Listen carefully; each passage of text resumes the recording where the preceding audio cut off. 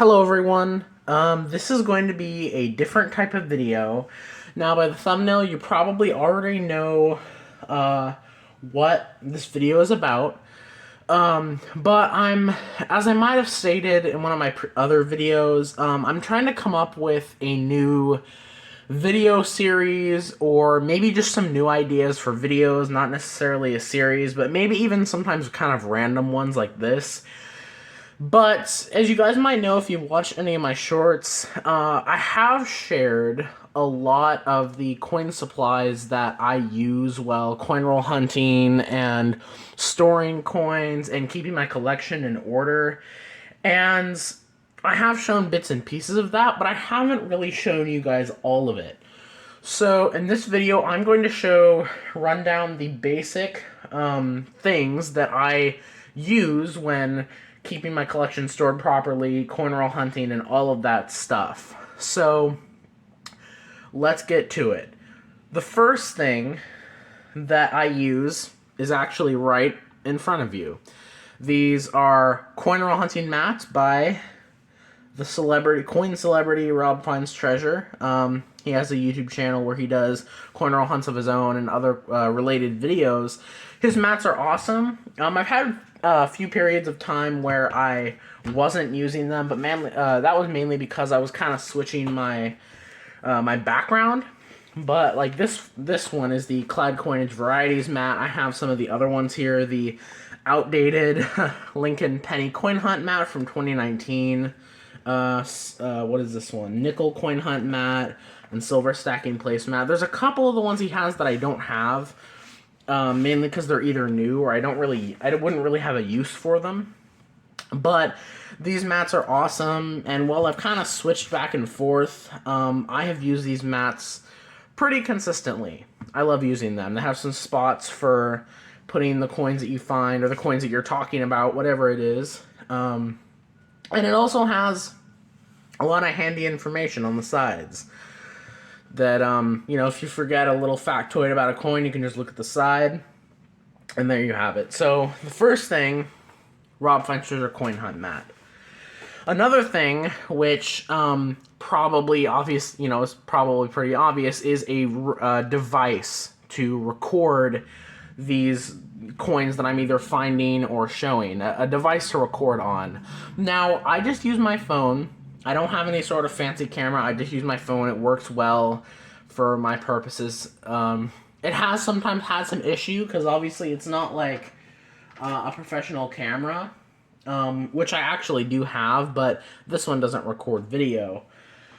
So yeah, I just use my phone. It's not even like an iPhone or anything. It's a probably decently cheap Android phone, but it works well enough for me. So that's another thing to note. Some sort of recording device, what I use. The next thing is lighting. So I have a lot of times I have a few different ways that I produce lighting in my videos.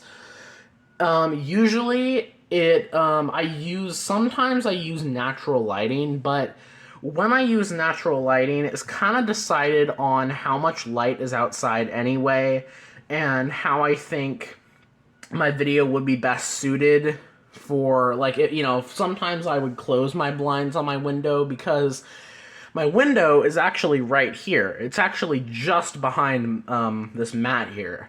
So a lot of times it gives me some pretty good lighting, but sometimes, obviously, you can't put 100% trust in natural lighting. So I have this clamp-on lamp, which you guys can't really see right now, but I have this clamp-on lamp that I use. You can kind of tell it provides a lot of extra lighting. That was a new addition this year. I also use this thing as well for additional lighting, which I got at Daiso. Obviously, I'll also use my camera's flashlight. So that's usually what I stick to for lighting. I don't use the light that's in my room because it kind of makes everything too blown out. So I usually stick with either my phone's flashlight, natural light, or this clamp-on lamp light. Now, the next thing that I want to talk about is when I'm coin roll hunting and I am done hunting the coins. This is post coin roll hunt, and I either have dumped the loose coins in a container to roll them later, or rolled them and marked them and all that stuff. Obviously, I need some place to put them, and I have various containers that I use it for. Like this is just one of many random containers that I'll gravitate towards when I'm looking for places to store my loose coin, as well as empty coin boxes. I don't keep the empty coin boxes every single time I get a box, because I would have way too many. But I often just dump my loose coins in here, and they work well. These also work really well for storage. And a lot of them, especially with the penny box ones, which I probably usually get the most, I a lot of times just rip the top off, and they work great. So that's another source of containers for me. And I use these to store many different things related to my coin hunting and all that stuff. The other thing that might be kind of obvious is something to hold my camera up. Now, before I had the tripod that I use currently, I had this one, a Rode tripod. Now, I didn't use this thing too much because it didn't have any sort of this rubber here. It wasn't a very good gripper. This one actually didn't really have that great of a gripper, and so this thing slid constantly. Not to mention it was a very small tripod. And so now I use this other one. But yeah, I used to use this one. I even had a homemade tripod that I used for a little bit, and a lot of times before I even really set my phone up when I was doing coin roll hunts, I held my phone. So sometimes I didn't even use a tripod. But I used this really tall one that I got from Amazon, and it works pretty well. That's the next thing. Now, another thing is going to be related to my coin collection. Now, when I find specific dates and mint marks of coins, obviously I'm going to need a way to catalog the coins I find to make sure that if I'm trying to create a set of the wheat pennies or the older Jefferson nickels or the Mercury dimes or something like that, I'm going to need an album so I can kind of let you guys kind of tell, okay, so I still need this date and mint mark of a coin. So usually I use some albums I use for everything other than Jefferson nickels and most of the Lincoln pennies. I use these albums. These are from Whitman, and I have a bunch of these that I've gotten over the last couple years, and they work great. They're cheap. They're not the really expensive ones, but they work great for for building an album and building a collection.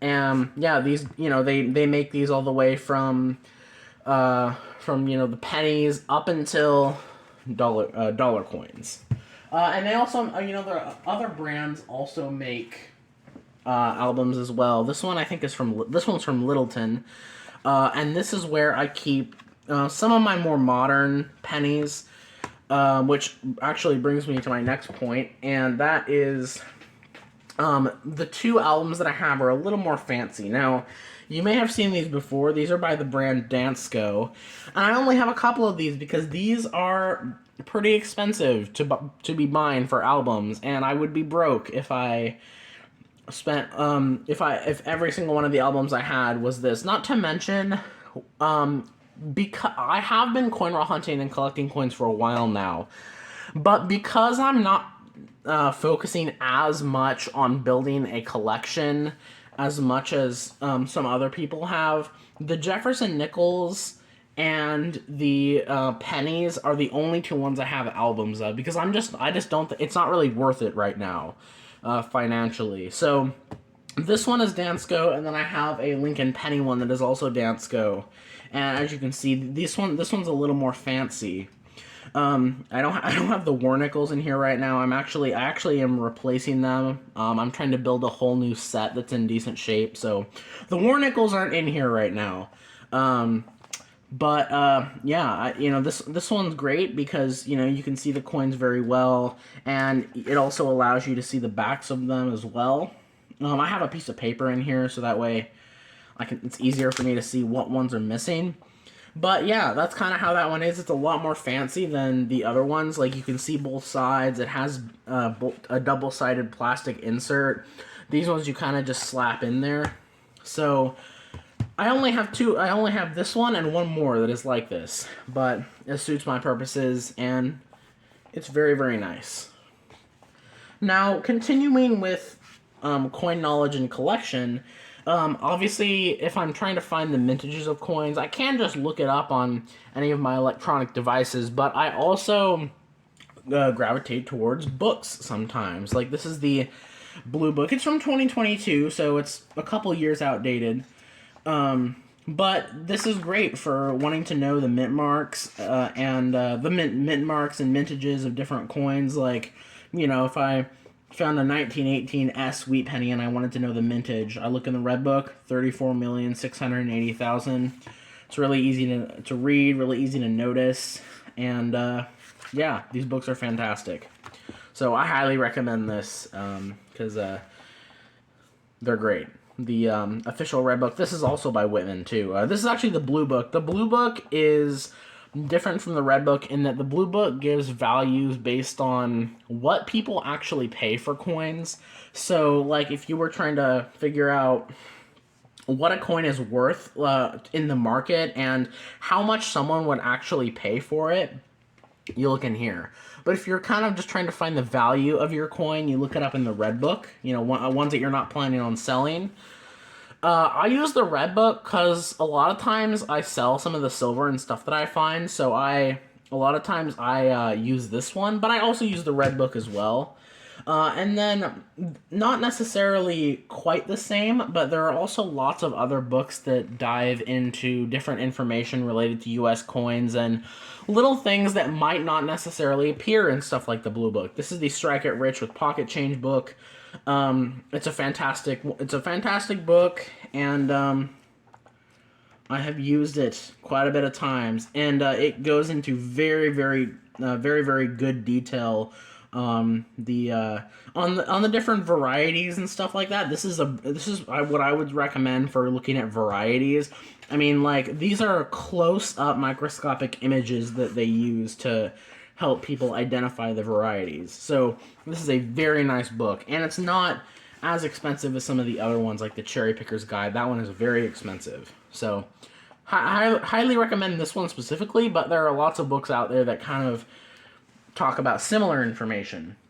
Now, on to some of the smaller items. Well, as far as the larger items, one of the other things that I wanted to talk about, and this here is what I'm using as a representation. I have lots of containers that are plastic like this that I use for kind of storing coins when I haven't figured out where they're gonna go yet. Like, you know, it's like a minute after I finish a coin roll hunt, and I don't know where to put the coins that I find yet, so I kind of put them in these plastic divider cases, and then once I'm kind of done doing what I need to do, I sort them out. And there's tons of different ones like this. There's you know, these are kind of like fishing tackle boxes in a way. There are tons like this. Some I get at the thrift store, some I get at Daiso, some I get from super random places. But these are kind of just other storage options for coins. And I have smaller ones like this, and I have a giant one that I use to store all the coin flips of coins that I find that are some of my best of the year. I have ones of all shapes and sizes here. So those are fantastic to use. Another thing that I wanted to mention that I actually forgot about was this thing. Now, this isn't something that everyone uses. This is just something that I use because I actually got this as a Christmas present. It is a homemade wooden box that is used to store coin flips. And so I use this. I've used it since I got it in for Christmas in 2022. So I've used it in 2023, and I'm using it this year. And it's great to store some of the really good coin finds that I've gotten. And in this one is where I store all the non-silver coins that I find. All the silver coins, I have a different storage system that's kind of complicated, so I'm not going to show it right now. But this is where I store all the coin finds that I put in flips that I think are really, really good. that are non-silver, and I put them in there, and it just shuts like that, and it's really, really nice quality. It's homemade. Now I doubt everyone has a storage exactly like that, but that's just another way for me to store some of the best coins that I have found thus far in my collection. Now we're gonna move on to some of the a couple of the different types of chemicals that I use. Now, chemicals, you might think, what are you dealing with here? Now, this one you might know about. This is called Nicodate, and I've a while back I've done a few videos on nicodating buffalo nickels. I haven't really had a reason to use it too much as of late, but this is mainly for buffalo nickels, because if you know anything about buffalo nickels, they were notorious for having the dates wear off. They always wore off on the buffalo nickels, and so if you're coin roll hunting and you find a buffalo nickel, there's about a 50-50 chance that it will have no date. And one thing that you always want to remember when using this is this erases about 80% of its value. So while you are going to, there's probably about an 80% chance that you'll get the date on your coin, it will erase a lot of value, and it will sometimes leave a pretty significant mark on it. But if you do it right, and all you need to do is put one little drop on the date area. Don't put this on the entire coin if you don't need to. Just put the least amount that you need to get the date off of there. And also another thing is this stuff is highly corrosive, and I believe that it actually says that on there. And so again, careful when using this, and I'll always use precaution. A lot of times I use Q-tips to pat off the coin when it has the Nicodate on, and you got to use extreme caution with this stuff because it is an acid. So that's one, and then the other one that I use is called MS70. Now, I'm not sure if this is considered a coin cleaner, but a lot of times this stuff is for silver coins that you want to get some more detail off of, but a lot of times have a lot of dirt or something that you're not sure what's on it, and so a lot of times this can be used for that. I'm not sure if it's a coin cleaner. Let me know in the it says coin cleaner on here, but this is just what Amazon says. I'm not sure how that works. So yeah, this is something that Rob Finds Treasure has used and he's recommended, and it works quite well. So I use this as well, and yeah, it's a very nice product. Highly recommended. And then some of the other kind of more random things, as far as the coin flips that you guys saw, I use a few different types of coin flips. I will either use these ones, which are completely made out of plastic, and these can actually hold 2 coins. And I use these if I need to protect a coin in a temporary fashion. I put it in some of these, and these are perfect for that. So I use these a lot, and if I'm trying to get a more permanent a bit of protection for my coins, I use these. These are actually cheaper as well, and I have actually not been able to find these in stores. I've been able to find these in stores, so these are actually nice because you can find them for me, I can find them at the store.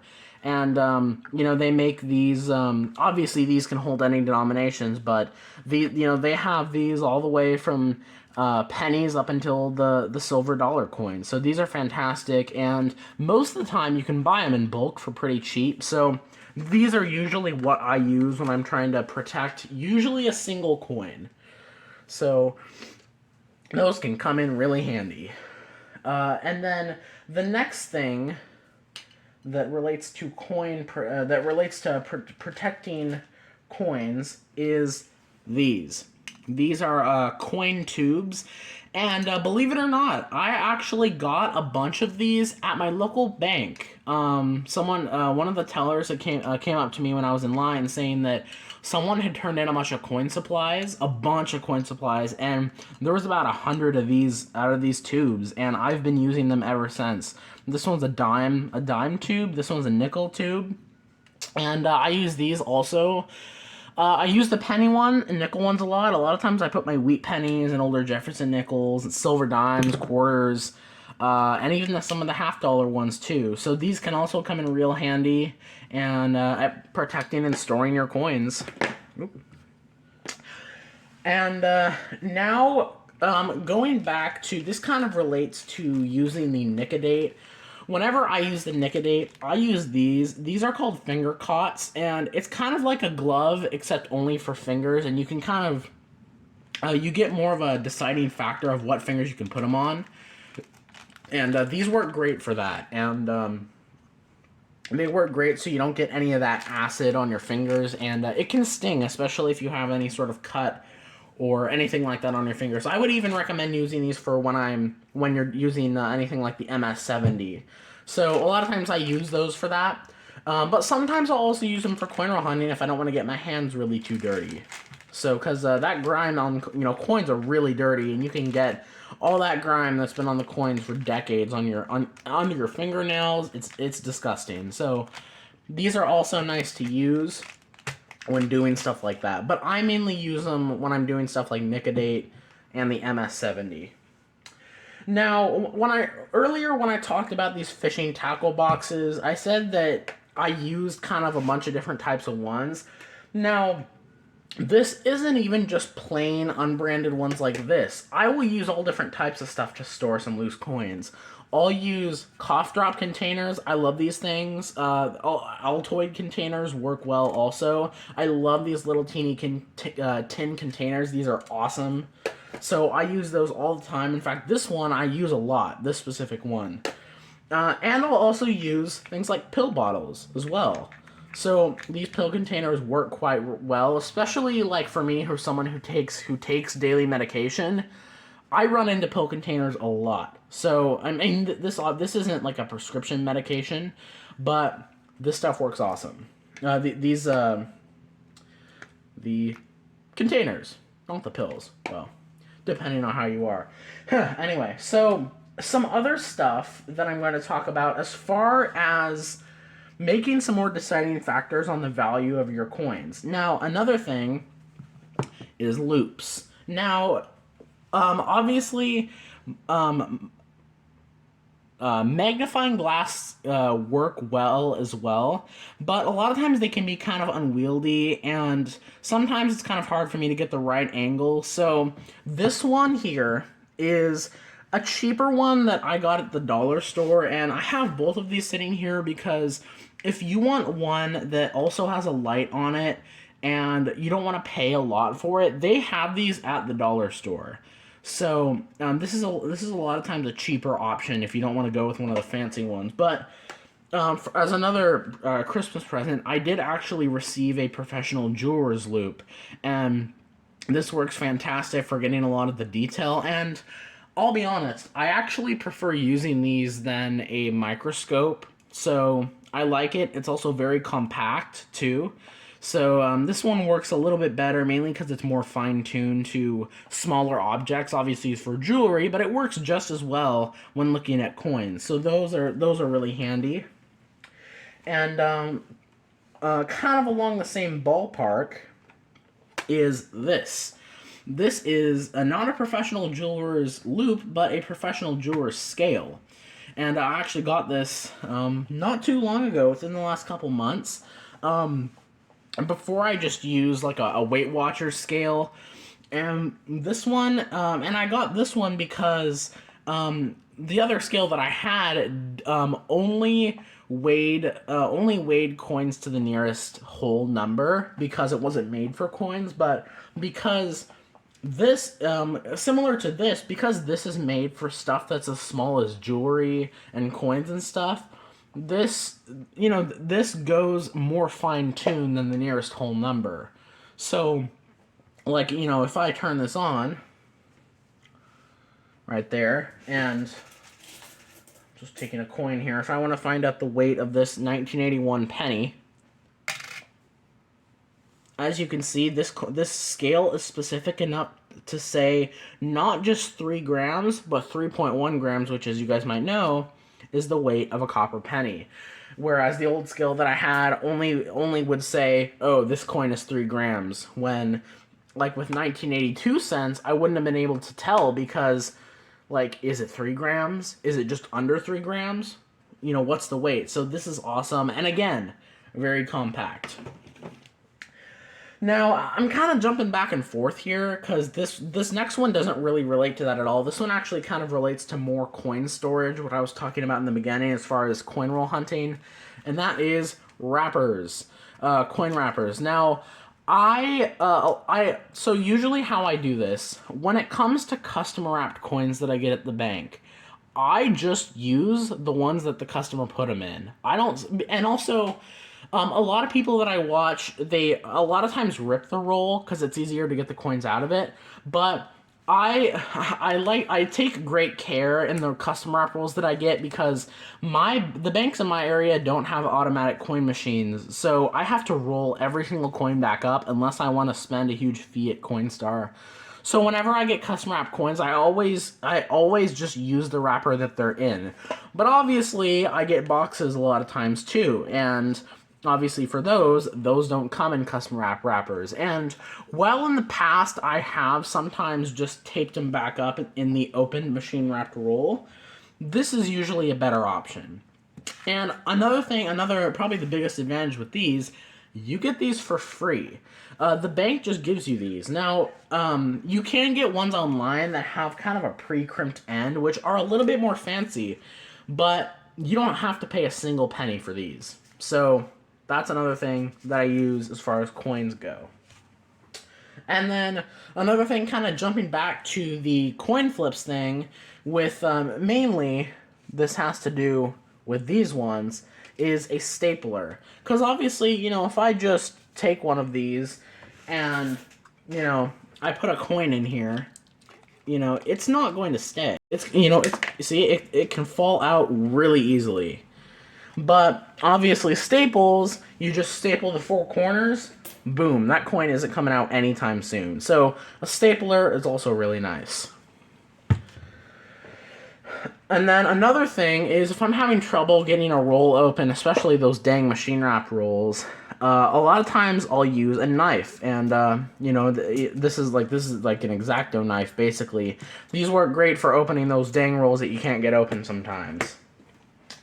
And then one of the last things also kind of has to do with the coin flips, and that is something to mark the details on the coin with. Now, I recently did do a short and kind of explained how I did this, and kind of explained what I wrote on the 2x2, but I use different stuff. I use the regular Sharpies. These ones I actually use to mark the coin wrappers themselves, so that way, if I end up getting back to the same bank, I know if I get these coins and they're marked, I know they're ones that I've turned in, or at least were searched already.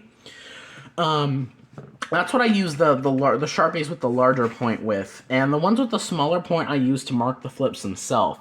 Sometimes I'll use the flare pens to do it with, but Sharpie's nice because they have the ultra fine point and the regular fine point permanent markers. So those are also really nice, come in very handy, and I would say that about wraps it up as far as the coin supplies that I use. Obviously, some other kind of basic things is, you know, a desk to hunt on, and you know, some other basic things that I don't really think are worth mentioning too much, but that's another thing that's awesome about coin roll hunting. And sometimes, another thing is sometimes people have different ways of tracking the coins they find. I have 2 pieces of paper that I use to track the silver coins that I find and the boxes that I have hunted during the year. That's kind of my personal system. So I would say that's about it for this video, and I'm not sure how this would become a series, so for now this is kind of more just of a random video, but I'm going to end it here. Thank you guys so much for watching, and I'll catch you in the next one.